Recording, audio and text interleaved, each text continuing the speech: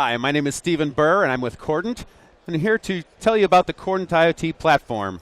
And today we're going to showcase the edge processing capabilities of the Qualcomm platform, specifically on the Qualcomm Snapdragon 410 processor. Using a couple of gateways, we're going to do complex video analysis of airport luggage data. And so we've built a fun demo that we're going to show and use some Legos.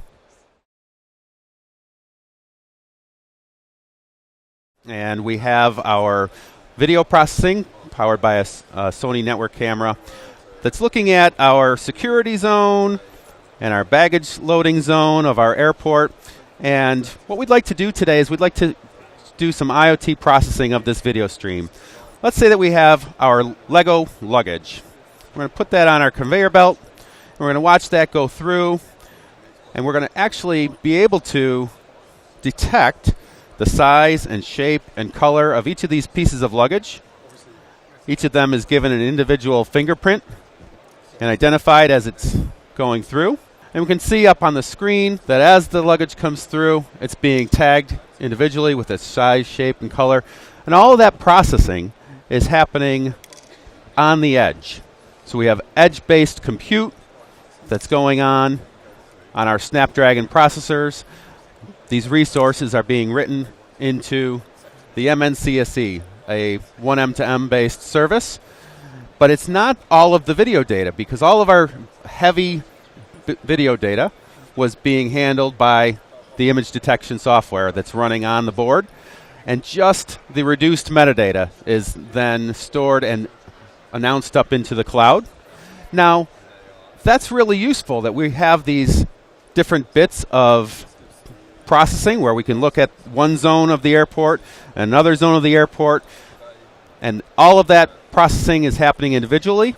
But then because we have the cloud piece where we know about both of the two areas, we can actually start to make some inferences and put some business logic. We can look for anomalies. An anomaly, for example, where I have a piece of luggage that gets checked in through security just like normal, but then they lose my luggage. Oh no, that's a problem. I want to know about that. And the airport wants to know about that. That shouldn't be somewhere in the airport waiting out. So we're actually able to, since we processed it in one zone and it was never detected in the other zone, we raised an alarm, sent that alarm back down to the MNCSE, and we lit a lamp. Even more important, we can say that if a bag is detected only in this zone, the baggage loading zone, we want to know about that for sure, because that bag never went through security.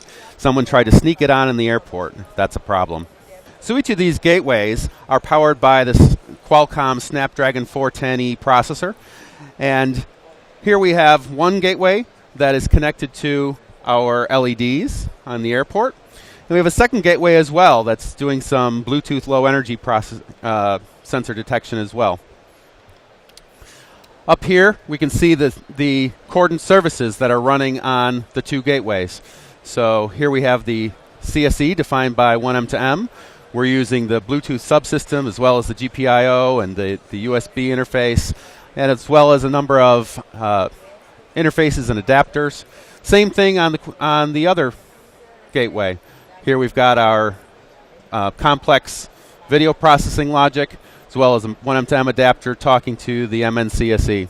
In that example, we were backhauling the video only to the edge, right? We wanted to do all of our processing on the edge of this video stream, but that's not always what you want to do. In some cases, the bandwidth is not your limiting factor, and you want to reduce your edge compute costs. In those cases, we can actually backhaul video, and we can process the video in the cloud. So maybe this time instead of looking for luggage, we'll look for faces. So we'll switch over to our face detection using the same video stream. We're able to analyze it differently. In this case, we're going to analyze it for faces. And we can see where the faces are located. And of course, each of these faces are being detected as part of individual image frames that comprise this video stream. As the image frames are processed, we could store them. We could send them, for example, to a database, and maybe I want to query that database and a certain time range, and maybe I want to play that back over the last, say, 20 seconds. So now I have historical playback of my video stream. Maybe a detection event of interest happened, and I want to go back and see what led up to that event. I can also say that I want to take my metadata, the data about where the faces were detected over time, and I want to overlay those with a heat map and say, where have most of the objects been detected over time, where spatially in this diagram. And that's of particular interest when we realize that there are some interesting other use cases where video cameras may be employed. For example, in a supermarket, where you have a security camera that's able to detect faces, but now we know how much time people are spending in which aisles. Certainly that is valuable information for the supermarket to know where to advertise which products. So here we're able to show that we've got the each of the 1M to M defined common service entities, or CSEs, that we can browse. The INCSE, the infrastructure node in the cloud, as well as each of the MNCSEs, the middle nodes on the two gateways. So let's start with the first MNCSE, and we can drill down into that. Look at the application entity for our airport, and a container where we're storing all of the baggage detection events. And you can see that we have content instances for each of the detections that we can look at. These are the ones that are getting announced up to the INCSE. Or we can look at the MNCSE, and we can show how we've got our Bluetooth sensors and a container for each of the different types of sensors, the humidity, temperature, accelerometer. Maybe we want to look at our temperature data.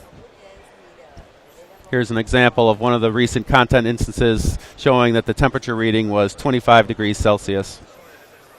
So not all sensor data is as complex as video. In many cases, the sensor data for IoT is your traditional temperature or pressure or humidity or accelerometer and gyroscope data, just like we have in this Bluetooth low energy set of sensors from Texas Instruments. These Bluetooth low energy sensors are communicating with our gateway, and they're sending their data to the MNCSE, which is being announced up to the cloud, and we have some logic that we can process, or we can view this data in a dashboard as well.